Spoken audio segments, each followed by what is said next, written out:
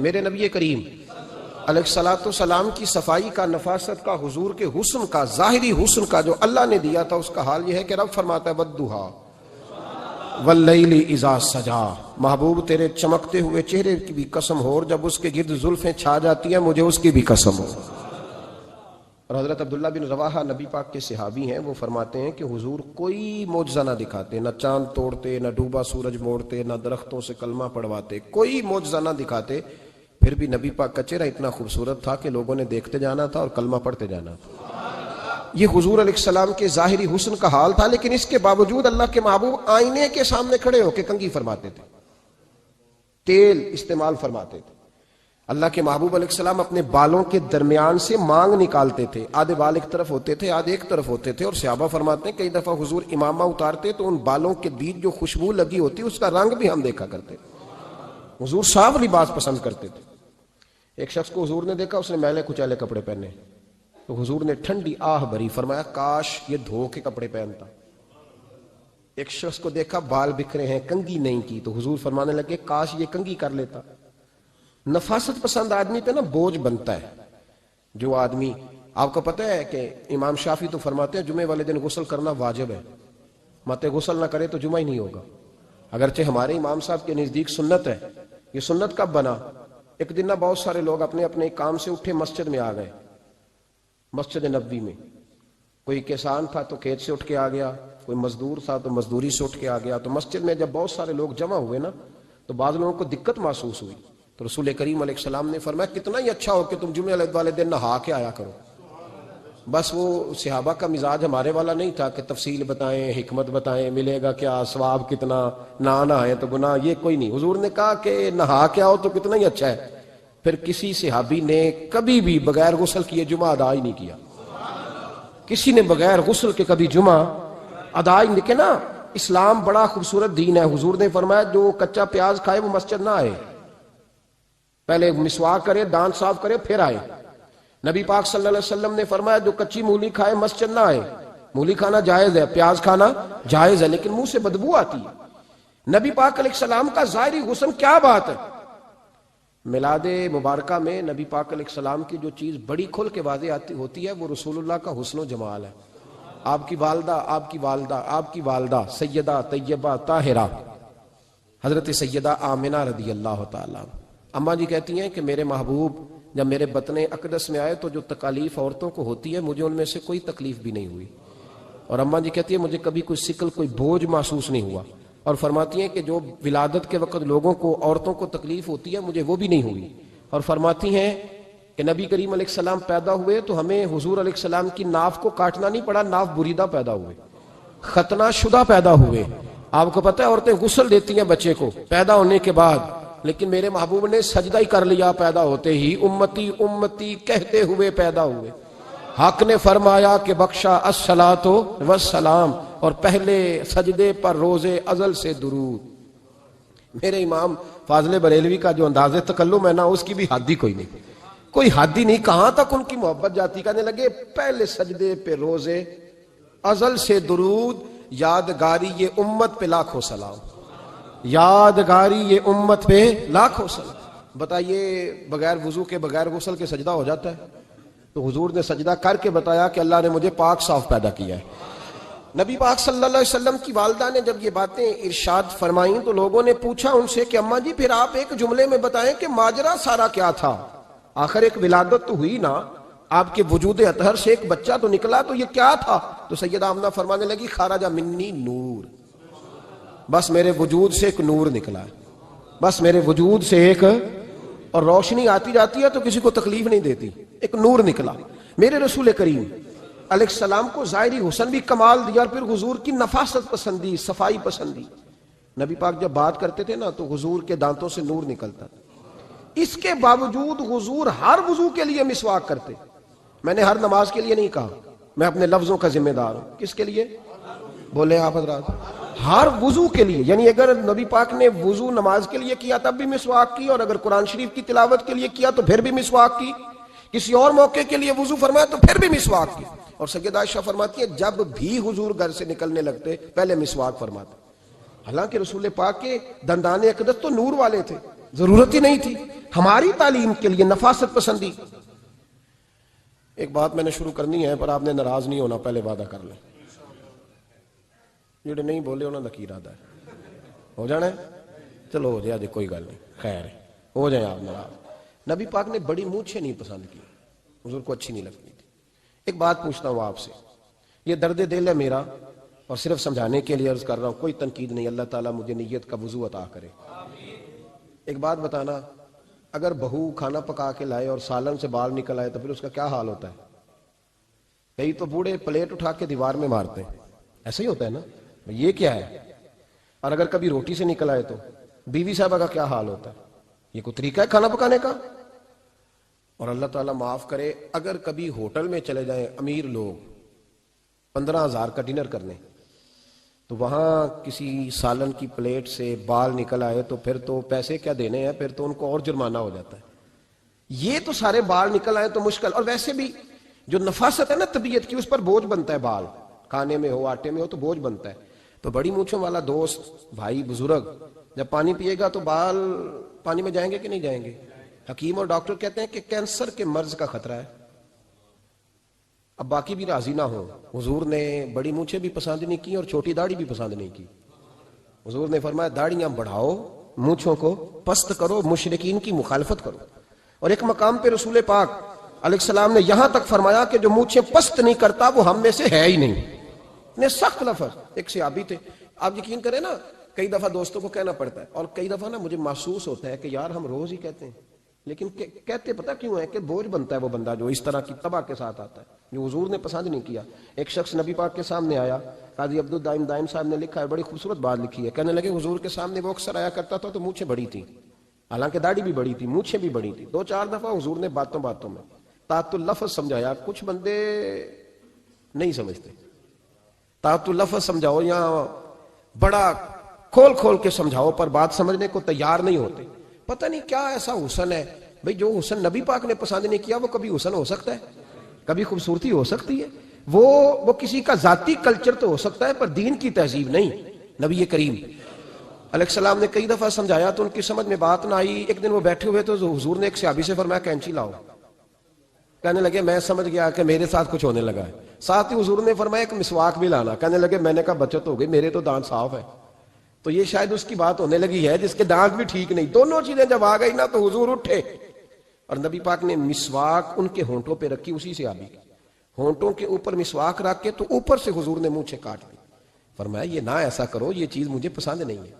حضور نے نفاست پسندی کو. اب تو اللہ تعالیٰ خیر کرے, ملانگا آ گئے مارکیٹ میں, ملانگ, درویشی, فقیری, ان کے پاس رش بھی زیادہ ہے, ان کے درباروں پہ بھی رش زیادہ ہے.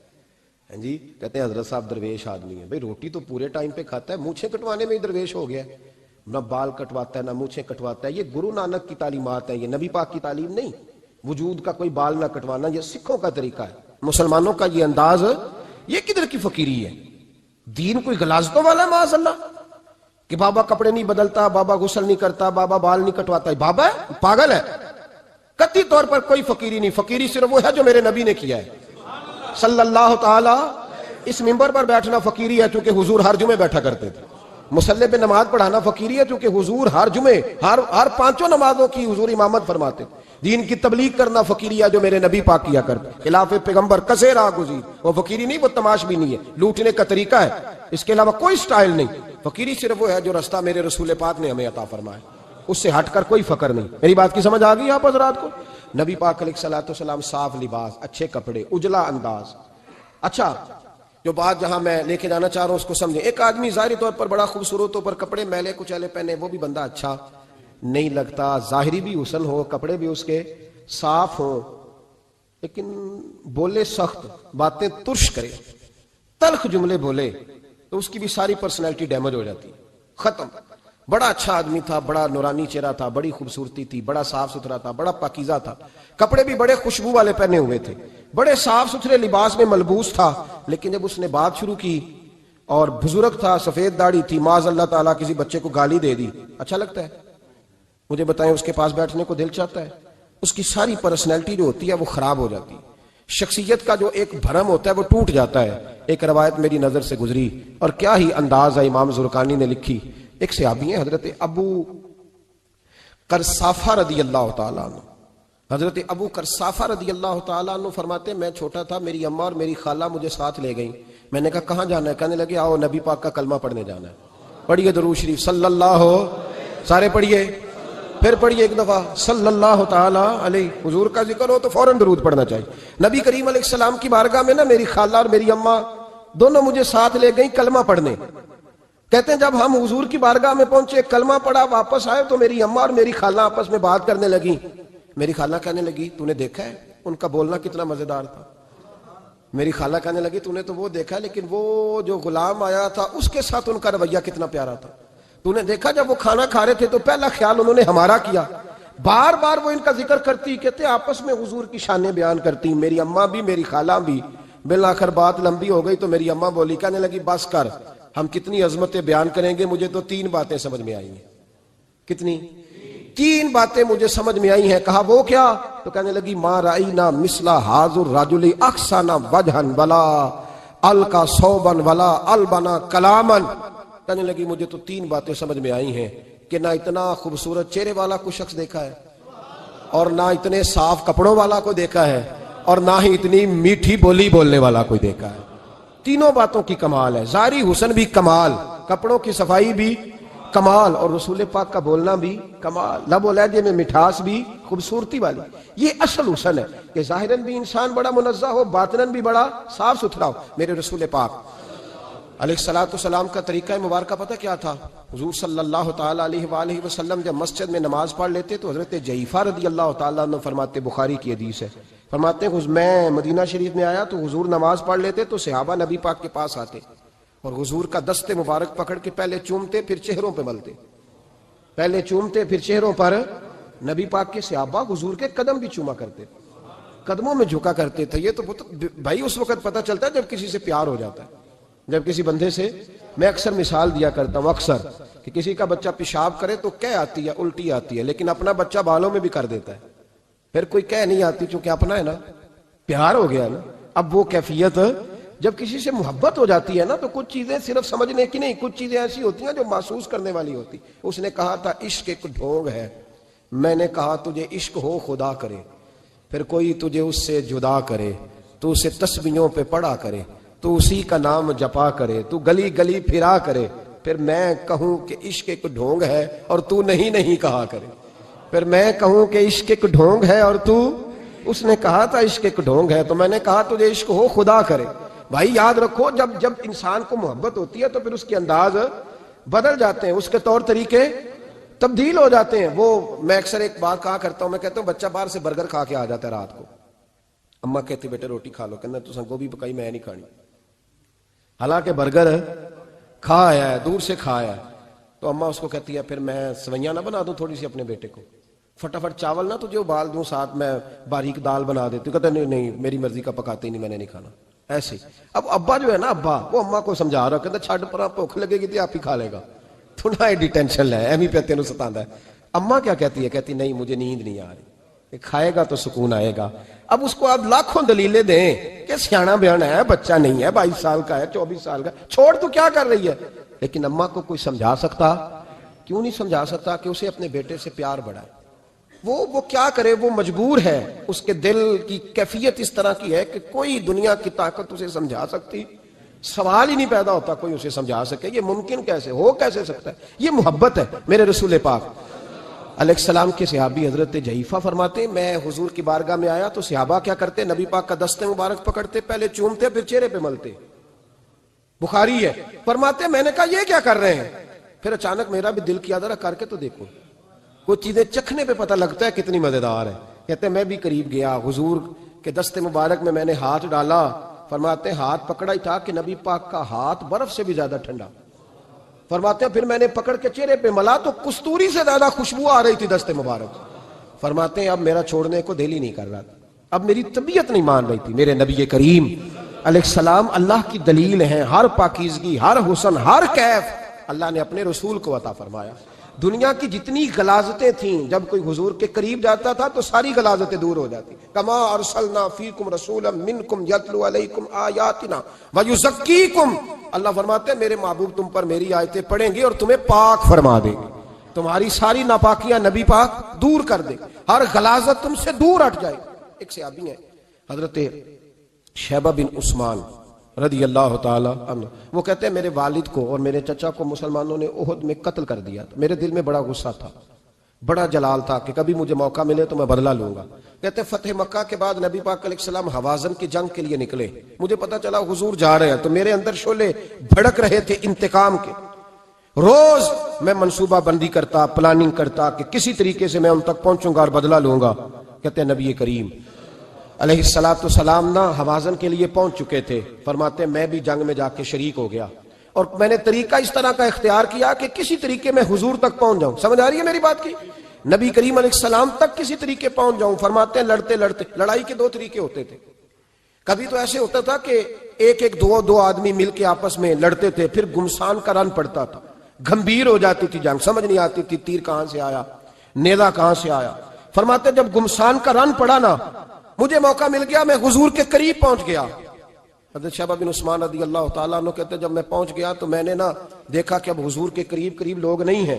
فرماتے میں نے نا فوراً تلوار اٹھائی، تلوار اٹھا کے میں حضور کو معاذ اللہ شہید کرنے ہی لگا تھا کہ ایک نور چمکا حضور کے سامنے۔ پڑھیے درود صلی اللہ علیہ وسلم۔ کہتے ہیں ایک نور چمکا، اتنی تیزی تھی اس نور میں کہ میری آنکھیں بند ہو گئی، میرے ہاتھ سے تلوار گر گئی، آنکھیں چندھیا گئی میری۔ فرماتے تلوار میرے ہاتھ سے چھوٹ گئی۔ اب جب وہ روشنی مدم ہوئی نا تو میں نے دیکھا نبی پاک سامنے کھڑے مسکرا رہے ہیں۔ میں نے کر دیا، آپ نے سن لی، ذرا دیکھو تو صحیح، جو تلوار لہرائے اسے دیکھ کے بھی کبھی کو مسکرایا ہے؟ جس نے تلوار نہیں لہرا دی، جو شہید کرنے ہی لگا تھا، پہنچ گیا تھا۔ لیکن یہ اخلاق میرے رسول پاک کا ہے صلی اللہ اعلیٰ حضرت فاضل بریلوی کا ایک شعر میں نے پڑھا۔ کئی کچھ چیزیں ایسی ہوتی ہیں جو بس نا وہ آتی تو سامنے ہیں، لیکن وہ اتنا لطف دے جاتی ہیں کہ ٹھنڈا ہو جاتا ہے مزاج۔ رات کو میں شعر پڑھ رہا تھا اعلیٰ حضرت کا فاضل بریلوی رحمت، اور میں نے شعر پڑھا تو مجھے اچھا لگا سنانا۔ ایک دوست کو میں نے فون کیا، میں نے کہا یار ذرا شعر تو سن لے، یہ پہلی دفعہ نظر سے گزرا ہے، ابھی سیدھا سادہ لیکن روح تک اتر گیا۔ اعلیٰ حضرت فرمانے لگے نبی پاک کے بارے میں، فرمانے لگے سیدھی سیدھی روش پر کروڑوں درود، سیدھی سیدھی روش پر، بالکل سیدھی ہے حضور کی باتیں، کسی پیچیدگی کی ضرورت نہیں۔ کہنے لگے سیدھی سیدھی روش پر کروڑوں درود، سادی سادی طبیعت پہ لاکھوں سلام، سادی سادی طبیعت پہ سیدھی سیدھی روش پر کروڑوں درود، اور سادی سادی طبیعت پہ لاکھوں سلام۔ میرے نبی کریم صلی اللہ علیہ وسلم مجھے دیکھ کے مسکرائے، اور فرمایا جب حضور مسکرائے نا تو میں نبی کریم علیہ السلام کو دیکھ کے حیران ہوا کہ میں نے تلوار تانی تھی اور حضور نے مسکرانا شروع کیا۔ فرماتے اب حضور نے مجھے بلایا، آواز کے ساتھ نہیں بلایا، حضور نے اشارہ کیا یوں کر کے، فرمایا ادھر آؤ نا۔ فرماتے مجھے اب یہ بھی سمجھ نہیں آئی کہ کس نے مجھے اٹھا کے حضور کے قریب کر دیا۔ فرماتے میں نبی کریم کے قریب گیا تو حضور نے میرے دل پر 3 تھپکیاں دی۔ ایک تھپڑ ہوتا ہے، ایک تھپکی ہوتی ہے، پتہ ہے نا فرق کا؟ ایک تھپڑ کو مارے تو جلال آتا ہے اور تھپکی دے تو پیار آتا ہے۔ کہتے ہیں حضور نے 3 تھپکیاں دی اور دی بھی میرے دل پر، ایک پھر 2 پھر 3۔ کہتے ہیں پہلی تھپکی دی تو میرے اندر سے کفر نکل گیا، دوسری تھپکی دی تو میرے اندر ایمان داخل ہو گیا، اور تیسری تھپکی جب نبی پاک علیہ السلام نے دی تو مجھے ہر چیز سے بڑھ کر رسول اللہ سے پیار ہو گیا، محبت ہو گئی نبی کریم سے۔ آپ فرماتے ہیں اب حضور نے نا فوراً میرے ہاتھ میں تلوار تھمائی، فرمایا پہلے تو ہمارے خلاف لڑ رہا تھا، تلوار پکڑ، اب ہماری طرف سے لڑ، تلوار پکڑ اور لڑ۔ آپ فرماتے ہیں میں اتنا لڑا کہ جو حضور کا دشمن سامنے آتا میں گلا کاٹ دیتا، جو آتا میں اس کے ٹکڑے کر دیتا۔ فرماتے ہیں پہلے میں باپ کا بدلہ لینے آیا تھا، اور اب میرا یہ حال ہے کہ اگر میرا باپ بھی سامنے آئے گا تو میں اس کا بھی گلا کاٹ دوں گا، لیکن حضور کے قریب کسی کو جانے نہیں دوں گا۔ حضرت شیبہ بن عثمان کہتے ہیں جنگ ختم ہو گئی، حضور خیمے میں گئے، میں بھی گیا۔ اب نبی پاک لوگوں سے باتیں کر رہے ہیں، حضور لوگوں سے باتیں کر رہے ہیں، میں ایک کونے میں بیٹھا سوچ رہا ہوں کہ میں تو بدلہ لینے آیا تھا، یہ میرے ساتھ ہوا کیا؟ حضور لوگوں سے باتیں کرتے جا رہے ہیں، میں سوچتا جا رہا ہوں کہ میں تو انتقام لینے آیا، یہ کیا معاملہ ہوا؟ کہتے محبوب نے اچانک میری طرف نظر اٹھائی اور فرمانے لگے شیبہ ایک ارادہ تو نے کیا تھا جو غلط تھا، اور ایک ارادہ میرے رب نے کیا ہے اور تیرے اوپر فضل فرما دیا ہے۔ فرماتے حضور نے اب مجھ سے فرمایا کوئی خواہش ہو تو بتاؤ، مانگ لو کچھ مانگنا ہے تو۔ میں نے عرض کی یا رسول اللہ میری بخشش کی دعا کر دیں، بڑا میرا خوفناک ماضی ہے، میں اسلام کا بڑا دشمن رہا ہوں، حضور دعا کر دیں یاد ماضی عذاب ہے یا رب، چھین لے مجھ سے حافظہ میرا، یا رسول اللہ بڑے گناہ ہیں میرے، دعا کر دیں۔ کہتے میں نے دعا کے لیے کہا اور حضور پھر دوسرے لوگوں سے باتیں کرنے لگے، کبھی اس سے کبھی اس سے کبھی اس سے۔ میں سوچنے لگا کہ میری بات کا کوئی جواب ہی نہیں آیا۔ جب تو 3 بار میں نے سوچا تو میرے کریم نے پھر توجہ میری جانب کی اور فرمایا تو نے بخشش کی دعا کا کہا تھا، میں نے سن لیا ہے، رب کریم نے تیری بخشش فرما دی ہے، اللہ نے تجھے بخش دیا ہے، تیری خطائیں رب کریم نے معاف کر دی۔ نبی پاک کے دست مبارک کی برکت، رسول پاک۔ ایک صحابی تھے حضرت فرقد ان کا نام تھا رضی اللہ تعالی۔ پہلے نا میں جب گفتگو کیا کرتا تھا نا تو میں صحابہ کا نام نہیں لیتا تھا، میں کہتا تھا ایک صحابی فرماتے ہیں، چونکہ صحابہ کے نام مشکل تھے، لوگوں کو یاد نہیں رہتے۔ ایک دن میرے دل میں خیال آیا کہ نام لیں گے نہیں تو انہیں آئیں گے کیسے، چلو خود کسی کو یاد ہو جائے گا۔ تو مجھے اچھا لگا، پچھلی دفعہ میں نے حضرت سعد بن ناجیہ کا نام لیا تو مجھ سے میرے دوستوں نے کہا ذرا لکھ کے دیں کیا نام تھا۔ مجھے خوشی ہوئی کہ یار اگر یہ لفظ کہے جائیں گے تو لوگوں کو دلچسپی ہوگی۔ حضرت فرقد ایک صحابی تھے، اور یہ وہ صحابی ہیں جنہوں نے حضرت عمر کے زمانے میں موصل کا علاقہ فتح کیا تھا، بڑے دلیر تھے، ان کی 4 بیویاں تھیں۔ وہ کہتے ہیں جب بھی یہ گھر میں آتے تو خوشبو اتنی اعلیٰ لگا کے آتے کہ ہم حیران ہو جاتی۔ عورتیں زیادہ تیاری کرتی ہیں نا مردوں سے کہ نہیں؟ کیا آج کل مرد زیادہ کرتے ہیں؟ چلو میں درد چھوڑو، میں اپنی اصلاح کرنا، تسی دوواں گلاں تے انجن کیتا ہے، اب پتہ نہیں سچ کیا ہے، کون زیادہ تیاری کرتا ہے؟ چلو بیٹھے جو مرد نے، ویسے میرے پاس جو اخباری تراشے ہیں ان میں یہ لکھا ہے کہ آج کل مردوں کے میک اپ پہ زیادہ خرچ آنے لگا ہے، یہ تحقیقی رپورٹ ہے۔ اور پاکستان میں سب سے زیادہ جو اخراجات ہیں وہ میک اپ کے سامان کے ہیں۔ پہلے لڑکیاں بیوٹی پارلر جاتی تھی، اب لڑکے بھی جاتے ہیں۔ پہلے صرف دلہن جاتی تھی، اب سارا خاندان جاتا ہے۔ اللہ تعالیٰ معاف کرے۔ اس کے باوجود بڑی غربت ہے ملک میں، پریشانی بھی بڑی ہے، اس کے علاوہ ہمیں غریبوں کا درد ہے، اس کے باوجود ہم لوگوں کی مدد کرنا چاہتے ہیں۔ پتہ نہیں کیا ترجمہ کیا ہم نے غریب پروری کا، کیا معنی بنایا، اللہ ہی بہتر جانتا ہے کہ وہ چیزیں جن کی بالکل حاجت نہیں، بالکل ضرورت نہیں، ان پر لاکھوں لٹا کے کہتے ہیں وہ دیکھو بیچارے کو روٹی نہیں مل رہی۔ تو بھائی آپ مہربانی کرتے خالی کنگھی کر لیتے، باقی پیسے غریب کو دے دیتے۔ لیکن چلے معیار ہے نا ہمارا اپنا معیار ہے، اس پر میں جاتا نہیں، بات نہیں کرتا۔ نبی کریم علیہ الصلوۃ والسلام کے صحابی ان کی ازواج کہتی ہیں کہ اب عورتیں زیادہ تیاری کیا کرتی تھیں، لیکن وہ جب گھر آتے نا تو اتنی خوشبو لگاتے، کہتی ہم چاروں مل کے کوشش کرنے لگی، ڈھونڈنے لگی کہ وہ خوشبو کا پتہ کریں جو یہ لگاتا ہے۔ ہم نے بازار سارے تلاش کر لیے۔ عرب کے اندر آج بھی خوشبو کا بڑا شوق ہے اور بڑی مہنگی خوشبو ملتی ہے، کبھی آپ بازار جائیں، کہتی ساری خوشبوئیں لگا لی، تھک گئیں۔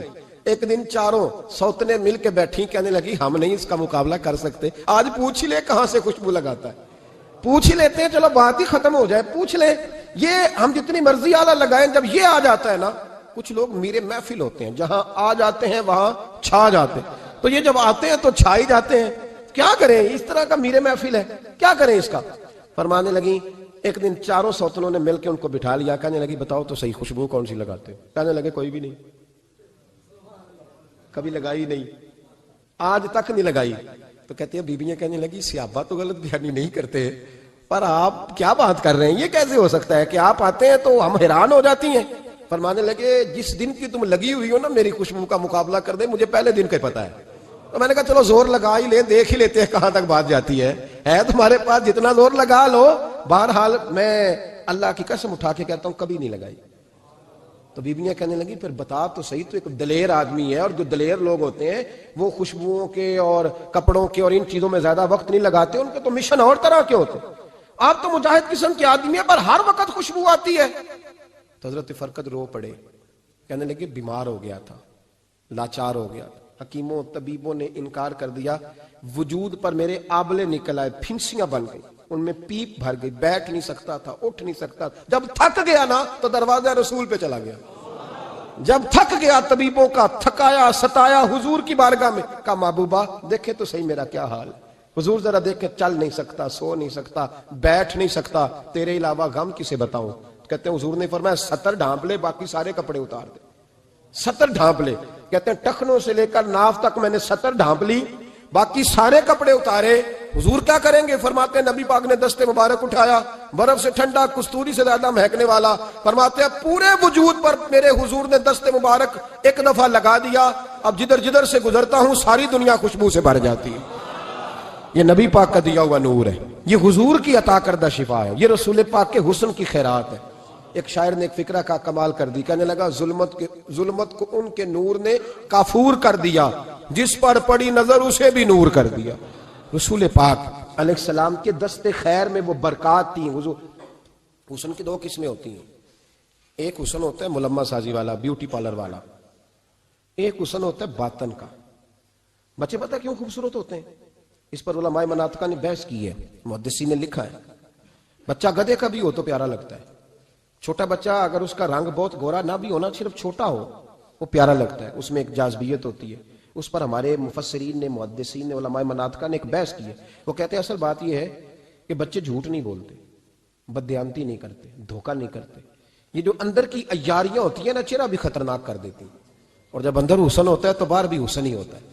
بچے میں کوئی مکاری عیاری نہیں ہوتی، فساد نہیں ہوتا، نیت میں فطور نہیں ہوتا، کسی کو لوٹنے کا ارادہ نہیں، کسی کو شیشے میں اتارنے کا پروگرام نہیں بتاتا۔ بچہ چرب زبان نہیں ہوتا، اس کو طریقہ نہیں ہوتا، وہ لوگوں کو قائل کرنے کے ہر وقت دوڑتا نہیں، الٹی سیدھی گیمیں نہیں چلاتا، کیونکہ اندر حسن ہوتا ہے تو وہ حسن اس کے چہرے پر معصومیت بن کے آتا ہے۔ سمجھ آ رہی ہے میری بات کی؟ اس کی دلیل میرے رسول پاک علیہ السلام نے بخاری میں فرمایا اللہ کا ولی وہ ہے جس کا چہرہ دیکھو تو اللہ یاد آ جائے۔ اب یہاں یہ نہیں فرمایا گورا چٹا ہو، خوبصورت ہو، بس اس کے چہرے میں معصومیت ہوتی ہے، وہ سچا ہوتا ہے، وہ کھرا ہوتا ہے، اس کا حسن چہرے پہ آتا ہے۔ میرے رسول کریم علیہ السلام کا جو حسن تھا نا، وہ اندر کی صداقت کی روشنی تھی، وہ اندر کے کیف کا نور تھا جو حضور کے چہرے پر عیاں ہوتا تھا۔ اس لیے نبی پاک کا چہرہ جو تھا وہ آنکھیں چدھیاتا نہیں تھا، بلکہ آنکھوں کو اچھا لگتا تھا۔ شاہ عبد الرحیم صاحب محدث دہلوی شاہ ولی اللہ صاحب کے والد ہیں، اور ہمارے بر صغیر پاک و ہند میں جتنے بھی مسالک ہیں یہ سارے شاہ ولی اللہ صاحب کے شاگرد بنتے ہیں۔ وہ کہتے ہیں میرے ابا جی نے خواب دیکھا اور خواب میں انہیں رسول اللہ کا دیدار نصیب ہوا۔ تو نبی کریم علیہ السلام کی بارگاہ میں شاہ ولی اللہ صاحب کے ابا جی کہنے لگے حضور ایک بات بڑی اڑ گئی ہے میرے دل میں، بڑی، تو کتابوں سے جواب نہیں ملا، آج رب کریم نے موقع دیا ہے اس سوال کا جواب۔ تو عبد الرحیم پوچھو کہ یا رسول اللہ حضرت یوسف کا حسن دیکھ کے لوگوں نے انگلیاں کاٹ لی، پر آپ کو تکنے والے تکتے ہی رہے، کوئی بھی ہوش نہیں ہوا، کسی نے انگلی نہیں کاٹی۔ تو کہتے ہیں محبوب نے فرمایا عبد الرحیم رب کریم نے اپنی غیرت کے ساتھ میرے حسن پر 70,000 پردے ڈالے، یہی بہتر ہے کہ پردوں میں وہ پردہ پوش رہے، وہ اگر پردے اٹھا دے تو کسے ہوش رہے۔ فرمایا 70,000 پردوں میں چھپا ہوا حسن ہے، ورنہ کسی کی طاقت تھی کوئی بات کر سکتا، جرت تھی کسی شخص کی؟ میرے حبیب پاک سید عالم حضرت عبداللہ ابن سلام رضی اللہ تعالیٰ عنہ اہل یہود کے بڑے عالم تھے۔ فرماتے ہیں میں تورات زبور انجیل کا جاننے والا تھا۔ جس دن حضور مدینہ طیبہ ایک قصوہ نامی اونٹنی پر بیٹھے تھے، میں حضور سے مناظرہ کرنے، بحث کرنے آیا، میرے ساتھ میرے شاگرد تھے، ارادہ تھا بحث کروں گا، نبی پاک کو بڑے معاذ اللہ کڑوے کڑوے سوال کروں گا۔ کہتے ہیں حضور بیٹھے تھے قصوہ نامی اونٹنی پہ اور گردن مبارک جھکی ہوئی، ہونٹوں پر حضور کے زیر لب ہلکی سی مسکراہٹ تھی۔ نبی پاک تھوڑا بولتے تھے پر جتنا بولتے تھے وہ دلوں میں اترتا جاتا تھا۔ فرماتے ہیں میں جب گیا نا، میرے شاگرد ساتھ تھے، مناظرہ کرنے گیا، مناظرہ، شاگرد ساتھ تھے۔ فرماتے ہیں میں بڑے سوالات تیار کر کے گیا، پر حضور گھوڑے پہ بیٹھے تھے۔ دو باتیں میں نے سنی، حضور نے فرمایا رشتہ داروں سے اچھا سلوک کرو، اپنے غلاموں کا خیال کرو۔ کہتے ہیں وہ شاگرد مجھے دھکے دینے لگے، کہنے لگے چلو استاد جی آگے ہو، کرو سوال، چلو نا آگے بڑھو نا آگے۔ یہ کئی دفعہ نعرے لگانے والے بھی مروا دیتے ہیں نا، چلو نا چلو آگے، چلو بڑھو آگے، کرو بات، آؤ نا۔ کہتے میں ذرا آگے بڑھا، دھکا دیا انہوں نے۔ فرماتے میں آگے بڑھا اور میں نے قریب محبوب کے قریب جا کے کہا حضور مجھے کلمہ پڑھا دے، میں مسلمان ہونے آیا ہوں۔ یعنی عام آدمی تو قائل ہو جاتا ہے عالم اور تورات زبور انجیل کا جاننے والا، حضور کلمہ پڑھائیں۔ کہتے میں واپس آیا نا کلمہ پڑھ کے، تو شاگرد کہنے لگے استاد جی آپ تو مناظرہ کرنے آئے تھے، یہ کیا ہوا؟ تو یہ لفظ ہے حضرت عبداللہ ابن سلام کے، فرمانے لگے تم نے نبی پاک کا چہرہ نہیں دیکھا، ان کی آنکھوں کی روشنی نہیں دیکھی، تم نے چہرے کی معصومیت نہیں دیکھی، لب و لہجے کا وقار نہیں دیکھا؟ کتنے دنوں کے تھکے ماندے آج وہ مدینے پہنچے، پر ان کے لب و لہجے میں کوئی اکتاہٹ، کوئی تھکاوٹ، کوئی لفظوں میں جھول تم نے دیکھا ہے؟ فرمانے لگے جس کا اس طرح کا چہرہ ہوتا ہے وہ جھوٹا نہیں سچا ہوا کرتا ہے۔ میرے نبی پاک علیہ السلام کے غلام حضرت عارف بن عبداللہ رضی اللہ تعالیٰ عنہ فرماتے ہیں کلمہ پڑھنے سے پہلے ایک دفعہ ہمارا سارا قبیلہ تجارت کے لیے نکلا تھا، اور اس وقت منظر یہ ہوتا تھا کہ ہم اپنی عورتوں کو بھی ساتھ لے جاتے تھے، 6 مہینے سفر کرنا ہوتا تھا، اونٹ گھوڑے ہم بیچا کرتے تھے، عورتیں بھی ساتھ رہتی، کھاتے بھی پکاتے بھی۔ کہتے ہیں ایک سفر سے ہم واپس آ رہے تھے تو مدینے کے باہر صحرا میں ہم نے پڑاؤ کیا، اکیلے رسول پاک صلی اللہ، پھر ایک دفعہ پڑھیے گا، ایک دفعہ پھر کہیے گا صلی اللہ تعالی علیہ وسلم. کہتے ہیں نبی پاک تنے تنہا اکیلے حضور نہ سیر کرتے کرتے کرتے کرتے ہمارے قافلے کے پاس سے گزرے, خیمے لگے تھے, پڑاؤ کیا, محبوب تشریف لے آئے. کہتے ہیں حضور سید عالم صلی اللہ تعالی وسلم تشریف لائے. کوئی قبیلے میں سے قافلے میں سے حضور کو جانتا نہیں تھا. ایک سرخ رنگ کا اونٹ تھا ہمارے سردار کا جو بکنے سے رہ گیا تھا, بڑا خوبصورت. کہتے ہیں نبی پاک کو پسند آ گیا. حضور پوچھنے لگے تم کون ہو؟ کہا جی مسافر ہے. کہاں سے آئے ہو؟ فلاں جگہ سے آئے ہیں. کس لیے آئے ہو؟ ہم تجارت کی غرض سے نکلے. اونٹ بیچو گے؟ بیچنا ہے. کتنے کا سودا طے ہوا؟ اس نے کہا اتنے لینے, حضور نے کہا اتنے دینے. بات طے ہو گئی. کہتے ہیں لگام حضور نے پکڑی اور فرمانے لگے وہ سامنے میرا شہر ہے جس کا نام مدینہ, وہ میرا شہر ہے. میں ابھی مدینے جاتا ہوں, اپنے غلام کو بھیجتا ہوں اور تمہیں آ کے نہ قیمت دے جاتا ہے. محبوب گھوڑے کی لگام تھا, اونٹ کی لگام تھا, میں نکیل تھا, میں اونٹ تھا سرخ رنگ کا. حضور لے کے جب نکلے نا, تھوڑا سا چند قدم آگے گئے تو ان میں سے ایک شخص بولا, کہنے لگا سردار آپ سیانے لوگ ہیں, سمجھدار ہیں. اس شخص کا نام پوچھا آپ نے, قبیلہ پوچھا ہے, ایڈریس کا پتہ ہے کہاں رہتا ہے, اتنا قیمتی اونٹ دے دیا. سردار بھی کہنے لگا, سارے کہنے لگے یار ان کی باتوں میں اتنی لذت تھی, ان کے گفتار و رفتار اتنی باوقار تھی, مزیدار تھی کہ ہوش ہی کوئی نہیں رہا. بھئی ہم پرانے تاجر ہیں, کبھی اس طرح کا سودا کیا ہی نہیں جس طرح کا آج ہو گیا. اوہو واقعی کچھ نہیں یاد رہا, کوئی سمجھ نہیں آئی. وہ ابھی نظر آ رہے, ایک آدمی دوڑ کے جاؤ, دوڑ کے اور جا کر کے نا ان سے کہو, بڑی جائز بات ہے, وہ ناراض بھی نہیں ہوں گے. ان سے ایک شخص کہو کہ بھئی اونٹ دے جاؤ, پیسے لے آنا اور اپنا مال لے جانا, دوڑ کے جاؤ. ایک شخص دوڑنے لگا تو سردار کی بیوی خیمے کے اندر تھی, پردے کے پیچھے سے بولی, کہنے لگی خبردار کوئی پیچھے نہ جائے, اگر پیسے مل گئے تو ٹھیک ہے, نہ ملے تو میں دے دوں گی, کوئی پیچھے نہ, کوئی نہ جائے پیچھے. سردار کہنے لگا تو جانتی ہے؟ کہنے لگی نہیں. کہا گارنٹی کیوں دے رہی ہے؟ تو کہنے لگی تم نے ان کا چہرہ نہیں دیکھا, تم تو سودے کر رہے تھے, میں پردے کے پیچھے سے دیکھ رہی تھی. پیر مہر علی شاہ صاحب کو کسی نے کہا تھا نبی پاک کا حلیہ بیان کریں, بتائیں حضور کے کان مبارک کیسے تھے, آنکھیں کیسی تھی, ناک مبارک کیسی تھی, بینی مبارک کیسی تھی. تو پیر مہر علی شاہ صاحب کہنے لگے کوئی مثل نہیں ڈھولن دی. کہنے لگے مجھ سے نہیں بیان ہوتا حضور کا حلیہ, کوئی مثل نہیں ڈھولن دی. تو چپ کر مہر علی, ایتھے جا نہیں ہوں بولن دی, بس کر, تو بیان کر سکتا ہے, اتنی طاقت. اعلیٰ حضرت نے کہا لم یاتی نذیر کفی ناظرین مثلے تو نشد, پیدا جانا. کہا حضور مثال تو تب آپ کی بنے گی نا, کوئی آپ کی طرح کا پیدا تو ہوگا, تب بھی مثال بنے گی, تو جب ہوا ہی نہیں تو مثال کیسے بنے گی. کہنے لگی کوئی نہ جائے, نہ پیسے آئے تو میں دے دوں گی. میں تو پردے کے پیچھے سے دیکھ رہی تھی, ان کے چہرے کا وقار دیکھا, ان کی آنکھوں کی روشنی دیکھی, ان کے لفظوں کا حسن دیکھا. تم 50 باتیں کرتے تھے, وہ ایک جواب دیتے تھے اور گنے چنے لفظ بولتے تھے. ان کی سادگی کا وقار دیکھا. جانے دو, نہ پیسے آئے تو میں دوں گی. کہتے ہیں حضور گئے, تھوڑی دیر کے بعد ایک کالے رنگ کا حبشی غلام آیا, پیسے بھی پکڑے اور اپنی چادر میں نا کھجورے باندھ کے تو پیچھے ڈالی ہوئی. وہ دیہاتی لوگ پیچھے نہیں ڈال لیتے, کھجورے ڈال کے پیچھے. کہتے ہیں وہ آئے اور ان کے آنے کا انداز بھی بڑا نرالا تھا. کہتے ہیں وہ جھومتے جھومتے اللہ کا ذکر کرتے, اللہ الصمد کرتے پہنچ گئے اور آگے کہنے لگے تم سے میرے نبی نے اونٹ خریدا ہے؟ تم سے؟ کہا ہم سے خریدا ہے. کہنے لگے یہ تمہارے پیسے, اور پھر چادر کھول کے صحرا پہ بچھا دی. کہنے لگے یہ تمہارے پیسے اور کھجورے کھاؤ, میرے نبی نے تحفہ بھیجا ہے, کھاؤ حضور نے تحفہ بھیجا ہے. تو وہ سردار کی بیوی اوٹ ہٹا کے کہنے لگی وہ کالے رنگ کے حبشی غلام, انہیں کھجوریں کھلا اور مجھے اس عزت والی ماں کا نام بتا جس کے گھر میں ایسا لال پیدا ہوا. انہیں کھجوریں کھلا اور مجھے اس عظمت والے باپ کا نام بتا جس کے گھر میں ایسا پھول کھلا ہے. وہ قبیلہ تو بتا تو صحیح, وہ کون تھے. 2 گھڑیاں رکے ہیں پر خوشبو پھیل گئی ہے, رنگ ہی بدل گیا. تار کوئی مثل نہ ڈھولن دی, تو چپ کر مہر علی, ایتھے جا نہیں ہوں بولن دی. حضرت طارق بن عبداللہ کہتے ہیں جناب بلال فرمانے لگے وہی تو اللہ کے آخری رسول ہے, وہی تو خاتم المرسلین ہے, وہی تو ہے جنہیں اللہ نے ساری انسانیت کے لیے نمونہ عمل بنایا. کہتے ہیں ہم اونٹ بیچنے گئے تھے پر سارے کا سارا قبیلہ ہی مسلمان ہو گیا. نبی پاک کی حضور کے ظاہری حسن کے تذکرے ہماری اولادوں کو آنے چاہیے. ایک شعر مرحوم اعظم چشتی نے کہا تھا, کمال کر دی.